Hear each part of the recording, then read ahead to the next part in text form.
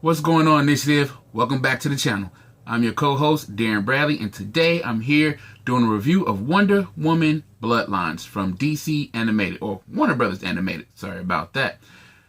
Man, I don't know if this is a review or if it's just me just gushing over how much I enjoyed this film. It's DC Animated at its best, but kind of not at its perfection. First off, let me start with the voice cast. Check some notes. The voice cast is incredible. We have Maria Angelis. I know I said that wrong. Sorry. But she's Silver Swan, our main kind of, I want to say, victim, but also hero. I'll get to that in a minute. We have Rosario Dawson as Wonder Woman. Rosario Dawson portrays Wonder Woman so well. It's just, she embodies the spirit of Wonder Woman, the warrior and the kindness of her. Then you turn around and you have, okay, hold on. Jeffrey Donovan. Steve Trevor. Perfect. It's perfect. You know what? Let me just get to the story.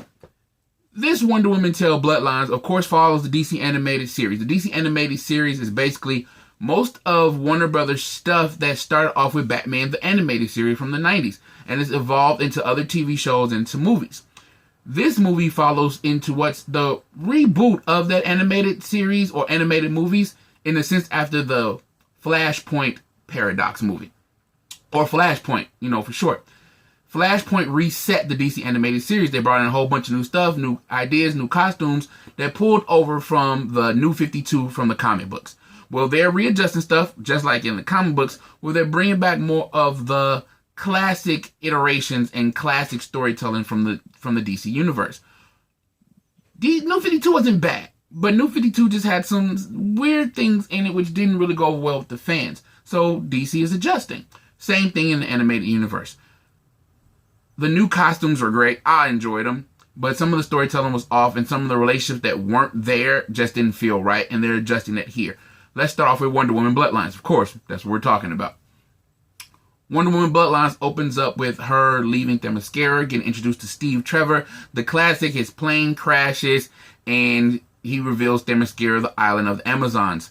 Of course, in the opening sequence, the thing that leads him to Themyscira is him battling a bunch of parademons, because always dark side. Which is great, because that leads into Justice League War, like I said, the original reboot of the animated universe. And it shows, like, why is Wonder Woman here? All of a sudden, she's just Wonder Woman, nothing else. But the first 20 minutes of this film gives us that. It gives us her education, her supporting cast of Steve Trevor, Eddie Candy, the Willis's family. I said that last name wrong. But that family, her supporting cast that teaches her how to humanity, learning men's ways, and just the new things she's going to have to do. It also introduces her to her new costume, which is the silver, blue, and red. I don't know if you can see in the background with my Justice League figures from New 52 Universe. But it shows us those things. And it skips right before we go into everything that happens after Justice League War, Atlantis War, those films that have come since the reboot of the animated universe. And this is where Wonder Woman Bloodlines shines. The writing and the acting are just awesome. You have dialogue that feels natural in a superhero universe. You have Wonder Woman showing how she's on par with the other heroes. Like, okay, I got this. I can do this. I'm Wonder Woman. Because again, Wonder Woman is on par with Superman. Wonder Woman can go toe-to-toe with Superman. They show that here. Which brings me back to the next thing beside the voice acting and the writing that I love. So number 3, if we're following, because I'm not even keeping count myself. But the third thing I like about this movie, her villains. Wonder Woman has an excellent rogues gallery. And I honestly don't think it's been shown quite well in the comics or in any other medium, live action or animated. But this movie brings in all of her villains, and they come in so well. Dr. Cyber, Dr. Poison, Giganta. We have Ferdinand the Minotaur. Ferdinand the Minotaur. He's only here for a couple of seconds, but it's beautiful how they work him in. I'm missing somebody. Silver Swan. Silver Swan, the main catalyst for a lot of this stuff is done so well, and how they represent her in this movie is just great, and it all weaves in and out. We don't get a lot of background of the villains, but we see their purpose and how they align and go against Wonder Woman, and why Wonder Woman is the person to fight them, why they're part of her rogues gallery. So again, let's kick this off with this storytelling, because again, the first 20 minutes is just the background. How Steve found her, how she left Themyscira to fight, to join the fight against Darkseid, and all the other good stuff. This picks up with her reconnecting with people from her past, which she lost. Basically, the character of Silver Swan. Silver Swan has grown up, and she has a beef with Wonder Woman. She's working for Valerie Vale. And Valerie Vale is this tech giant, Wonder Woman's Lex Luthor, this tech giant who's trying to get just as much tech as possible, but she's also secretly, spoilers, she's Dr. Cyber. So while Dr. Cyber is trying to steal tech and change Silver Swan into a bad guy, you have Valerie helping Wonder Woman. You want to know why? Always the goal of everyone, including Wonder Woman in this movie, to get back to Themyscira. That's where this movie truly shines. It's the motivation of all the characters. No one is done as just straight 2D. Etta Candy is secretary, but she's also a trained field agent, and she also has tech skills, and she also has her own view of things. Wonder Woman, Rosario Dawson portrays her beautifully. She is the warrior. She is the warrior, the daughter, the superhero, just a kind, caring person. It is portrayed in her relationship. Steve Trevor is not just a sidekick. Steve Trevor is an Army veteran, an airman, a tactician. He's smart. He's capable. Funny too. Everybody has those rounded out personalities, and they shine through the animation here and the dialogue way better than I think they do in some live action, and definitely in some of the older animation. But again, DC has always been great with animation, and this has shown how they perfected their craft. Another thing, the animation, not as good as some DC films. Definitely not as good as some of the early animation stuff. They're getting a little cheap. I can understand they're pumping these suckers out really fast now, but it's still of a good quality where it doesn't detract too much.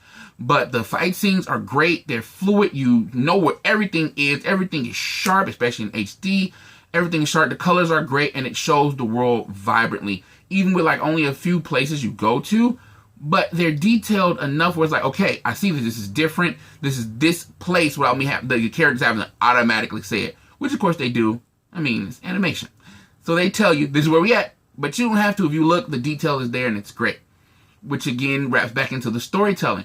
The storytelling brings in a lot of modern sensibility. Like I said, you have Dr. Cyber with the tech. Everything's modern. I need as much tech as possible. But then you have the old school ways of Themyscira, the old school ways of the Greek gods. And then you have a lot of that mixed in between, where you have to balance that out between the worlds. Where Wonder Woman has a lot of cool jokes in there, where she says, yeah, vampires are real.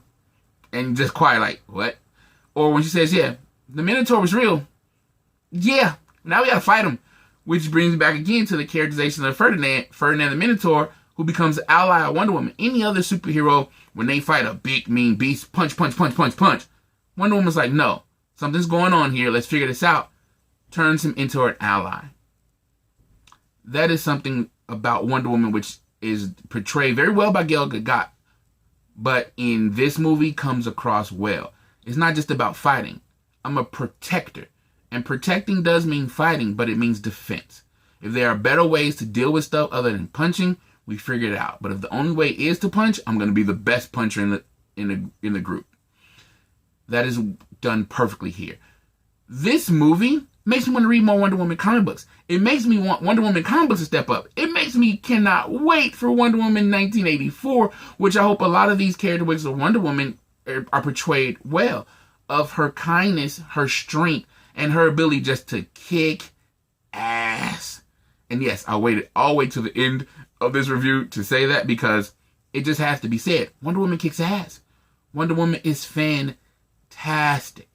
And this movie brings that across. There was an earlier Wonder Woman animated film from back in the day, during the beginning, before, like I said, the reboot. Great film. I own it. I enjoy it. This steps all that up. Like I said, better portrayal of the villains, more diverse villains, motivation for the villains. Not for all of them, but you get it. And again, you set up, of course, the next film. with one scene. This whole film, first 20 minutes, recap. Middle of the film, great story. Last like 2 minutes, setting up for the next one. Cannot wait. Super look forward to it. So, from me, Darrin Bradley, co-host of the Initiative, I say go check out Wonder Woman Bloodlines. I think you'll enjoy it. It's awesome. It's fantastic. So, follow the Initiative on YouTube at Afro Anime Initiative, on Facebook at Afro Anime Initiative, on Instagram at Afro Anime Initiative, and on Twitter at Afro_AI. See you guys soon. Bye.